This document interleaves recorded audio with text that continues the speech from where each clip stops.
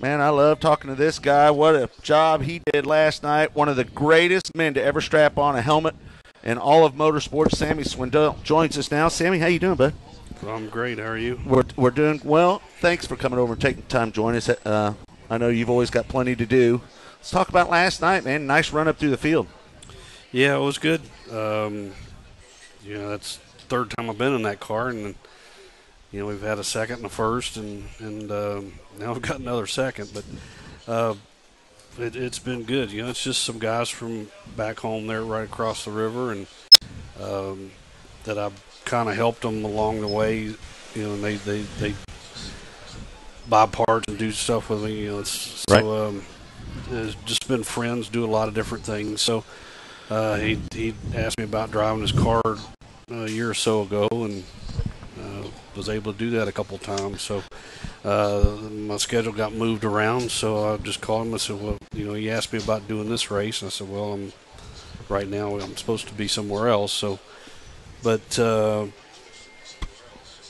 got changed, so I called him up. I said, you still want to do that? So he said, oh yeah, but so they haven't run a whole lot of the bigger racetrack. Most of the stuff around home was little smaller, stuff. So hardly anybody gets to do.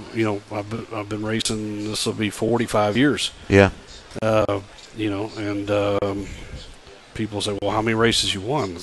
I don't know. Right. A lot. Lost You really track. did you ever keep track of them at one point? No. No. Somebody will do that though for me. Someday down the road, yeah, for sure. How about your lifelong rivalry with Steve Kinzer? I know a pretty amazing, not an amazing relationship, but pretty interesting relationship. I mean, for years in and years out, you got a battle night in, night out. Now, years past, I'm sure you guys cross paths and maybe reflect every now and again, or do you just kind of bygone? Well, both, I guess. Right. At different time, just depends on what we're doing or being in different places. But, I mean, if people really knew, they'd be surprised at a lot of things that we did together. Right. Outside of the skirmishes that happen. I mean, we would go out and play some golf or whatever. Well, we had to sell tickets. Right.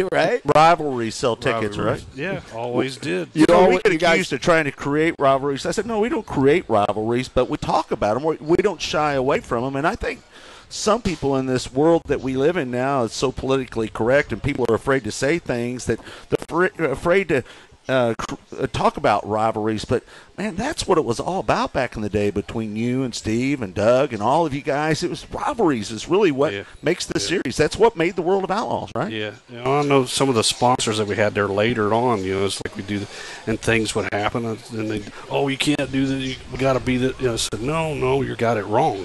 You're thinking backwards. Right.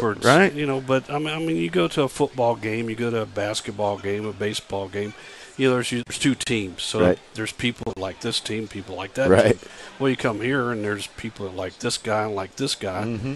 And it was good because we were so different. Right. I mean, he's this guy and I'm this guy. Mm-hmm. So he's got his background, I've got mine. But it worked out. Just like wrestling, right? The snake and the mongoose. The snake and mongoose comes to mind for me. The good guy.